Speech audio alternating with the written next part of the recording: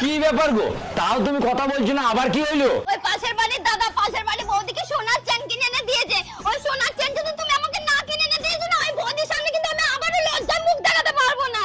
আরে তুমি টেনশন নিচ্ছ কেন? আমি তোমাকে সোনার চেন এক্ষুনি কিনে এনে দিচ্ছি। কই গো, এই দেখো তোমার জন্য সোনার চেন এনেছি।